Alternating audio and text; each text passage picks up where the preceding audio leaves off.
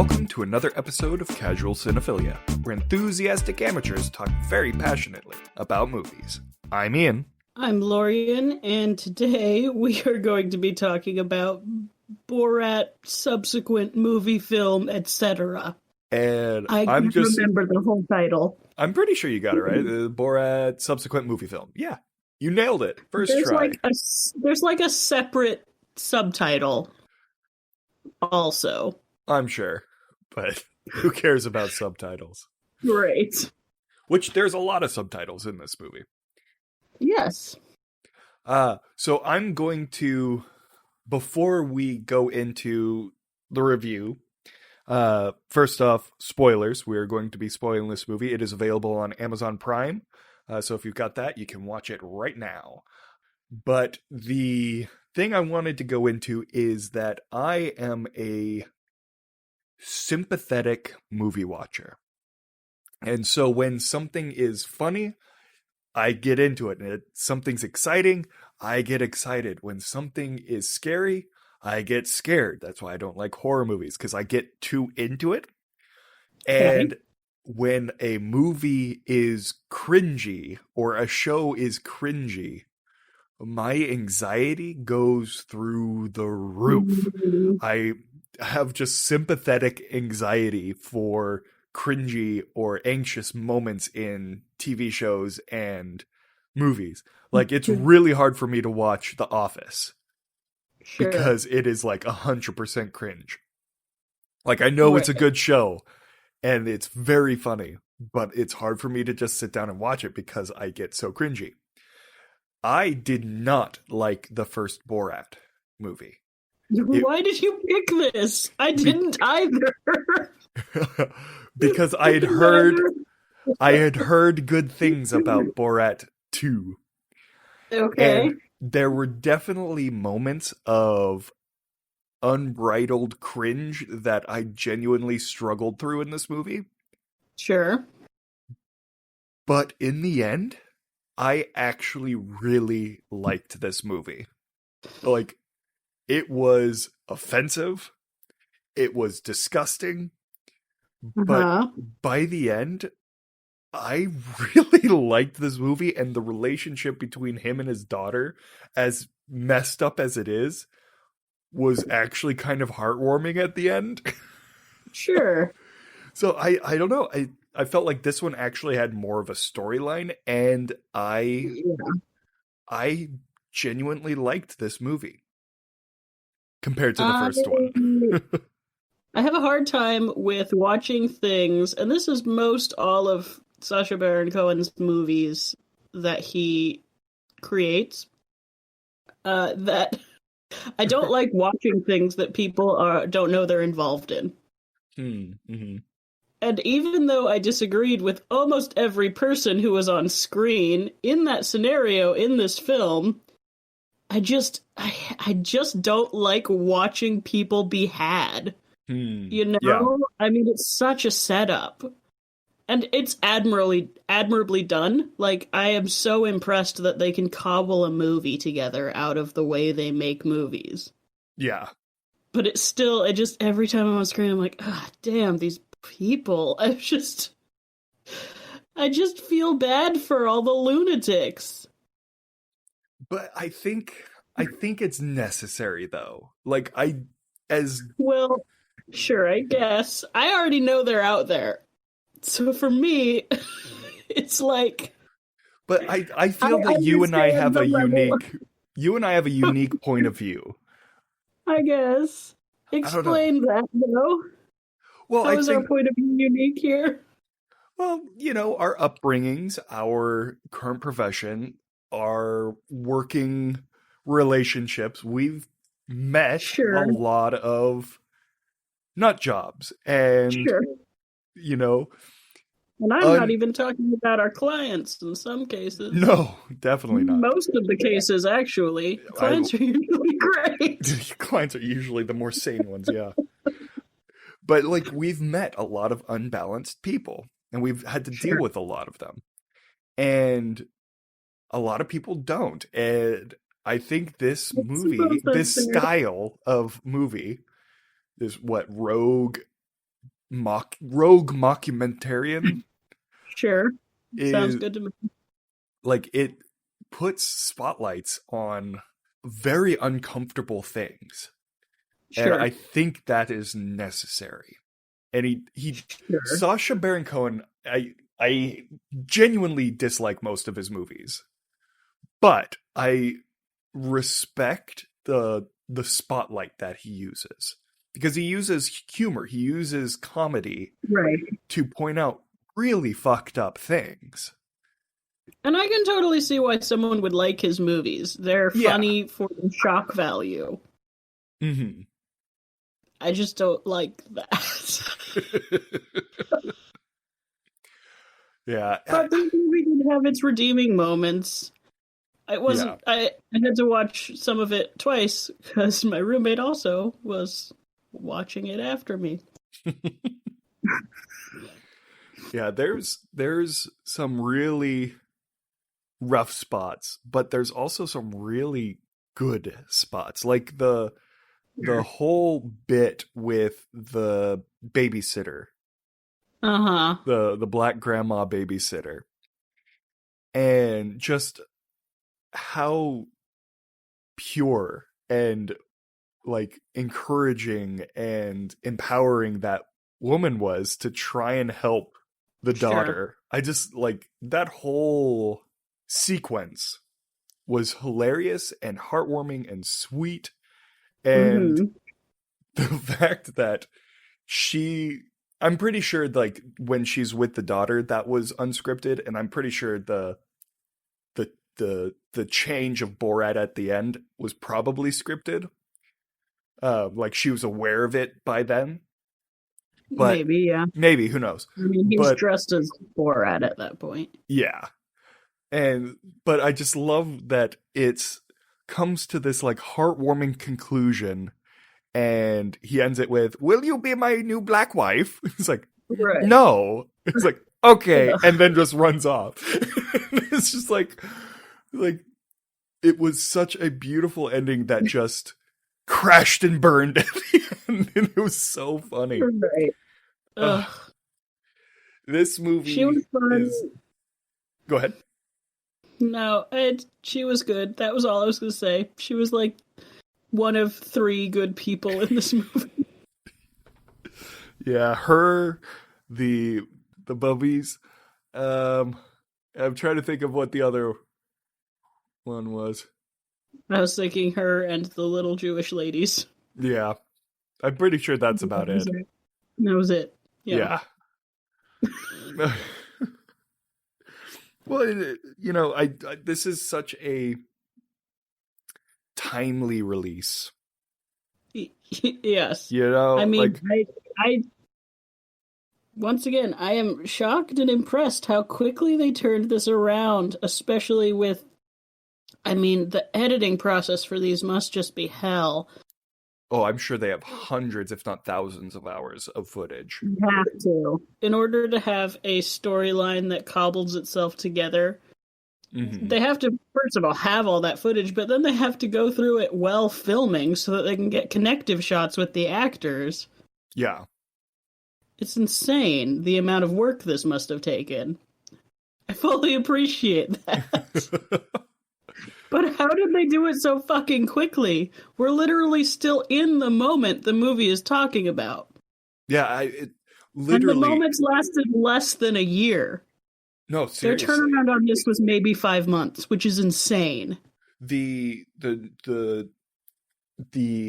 not announcement, but the stunt that he pulls with Rudy Giuliani happened like Mhm. a month ago. Right. Like, that's insane how quickly they turned it around. It's wild. Yeah. There are some really disgusting moments in this movie, though. Like, and I'm not talking about like gross, disgusting, like, Yeah, like the dude hiling at the rally. yeah. Oh, did you hear about that part? Like the making No. of that? So they, that's a real thing. Like they sang that song, and they were Right. doing it.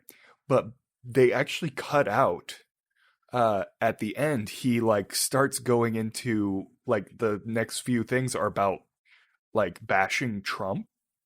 And Sure. by the end of it, they chased him out of the fairgrounds and like he got back into his trailer, but they were like busting, trying to break down the door of his trailer. And there's like armed people outside of the trailer.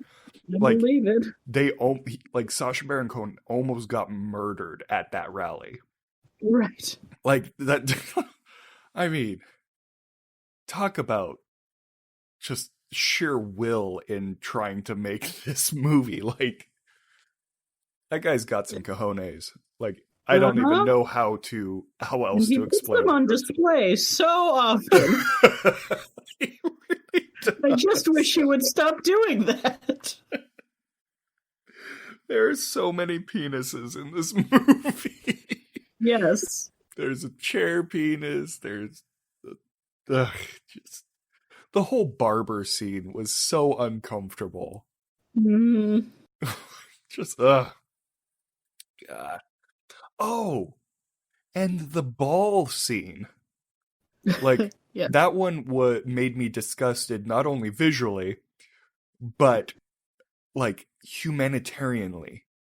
Right. Like, did you see the part where like, so how much for my daughter? And there's like 500, and like how Right. disgusted his daughter was with him. Right. Like, ugh, like I just almost like shivered out of my skin with how creepy that old fuck was. Mm-hmm. Ugh, Yeah, the debutante ball scene is just too much.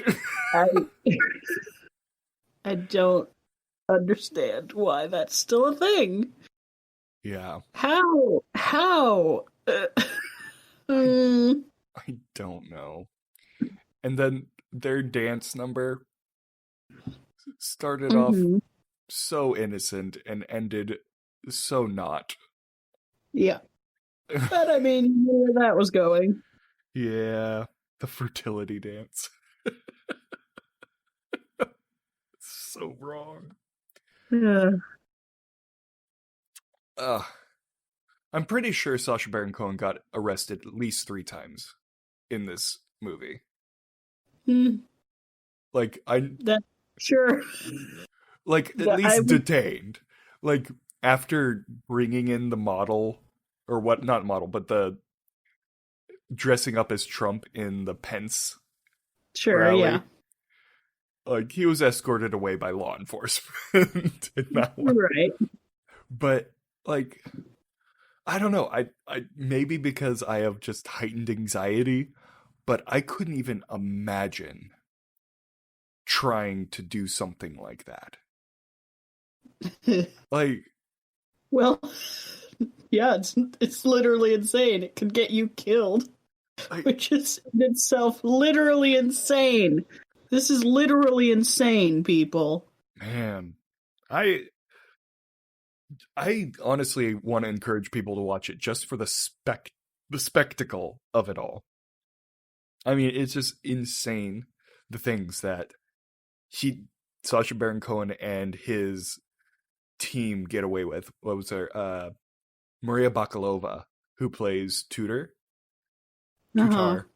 Like between the two of them, they have probably the heaviest pair of brass cojones to Seriously. do the thing. Ugh. Like just the unease of the final, like the scene with uh Tutor Ugh. and Rudy Giuliani.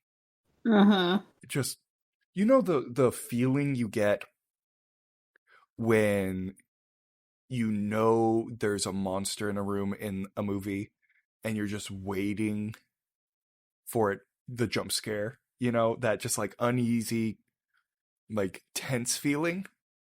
Like that's Yes. what I felt the entire interview scene. Like the way they edited it, the way they had the music, it just I felt They did a great job. Not to uh be this shouldn't be political.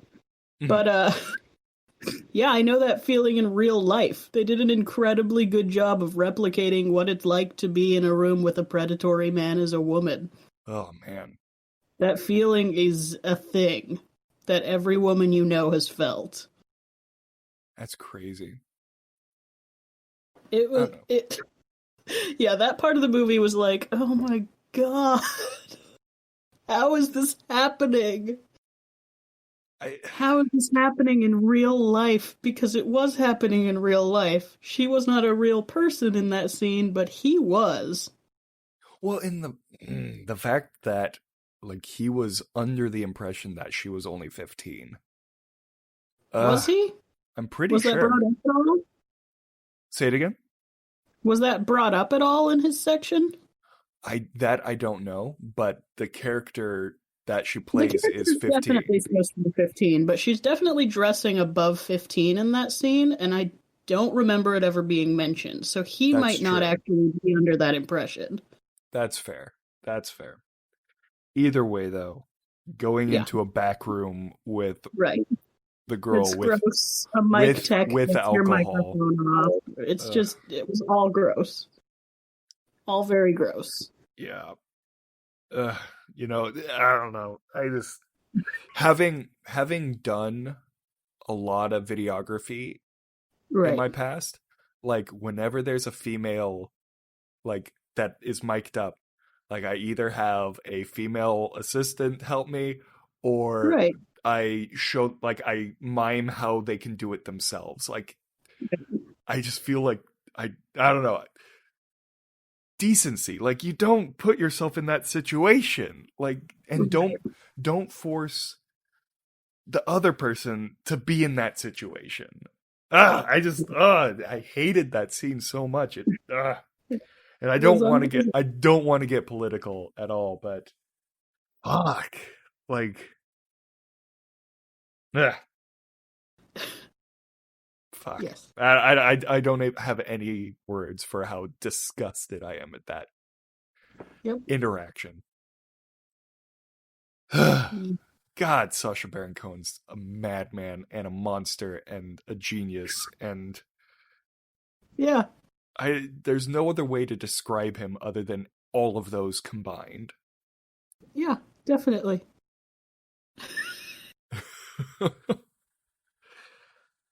So a thing I learned um, was that the uh, oh my gosh, I'm totally blanking on the word. The babysitter lady. Apparently, she like had no clue at the beginning and was Right. genuinely concerned for this girl and was trying to do her best to help her. And there's a lot of stuff that wasn't in the movie of like Right. her like hinting and like giving her pieces of paper with like help hotlines and all this different things Mhm. of her, like trying to give her resources. And after the filming was done and like the characters were able, like Sacha Baron Cohen didn't need to uphold the characters anymore, he ended up Right. donating something like $100,000 to her church Yeah, I saw and stuff that. like that, which I don't know, Well, like people started a GoFundMe for her because she had come out as saying that she felt a little taken off, like just mhm, betrayed by the fact that it was a setup film. yeah. So people started to GoFundMe, and then he donated a shit ton of money to it, and she was like, "Give that to the church." So he did, Yeah, which is I mean, good. I respect that he did that. Apparently, there was someone in this film that he told what was happening before their scenes. I don't know who it was, but there was some sequence in this. I have a suspicion it might have been the Jewish women, I'm thinking that but as I well. don't know for sure. But it was like the only person he's ever been like, "Hey guys, listen, here's what's happening." Because he felt so bad about the scenario he was going to do. It would make sense that it was the temple scene It would, yes. because that is probably one of the most outlandish, horrible things. No, it's such a horrible line, but it really it made me hate myself that I laughed so hard at it. The man, I just wanted someone to shoot me. So I just went to the most likely place, and just the next shot's him walking into a Jewish temple. It's like, oh man, that's so wrong. No, but that's such a sweet scene. But I have Mhm. a feeling it would make sense to me if he let them know, because like I was talking Right. with Jacob earlier about it, and he goes, you don't mess with bubbies. Sacha Baron Right. Cohen's Jewish. He knows you don't mess with bubbies.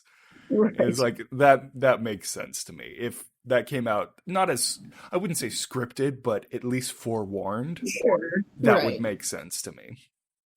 Yeah. Yeah. Oof. Oh, the what was it? What was it? The sugar baby? Mm. That was also like super Ugh. disgusting. Yep. Ugh. I there's this movie spotlights so many disgusting things about our current culture. Yep. Ugh, Yep. man. I don't even know what else to talk about. You know? Like the cinematography for what it is astounding that they're Yes. able to get the, I mean, for the most part the film, like the construction of it is very, I don't want to say basic, but basic. The composition is very basic.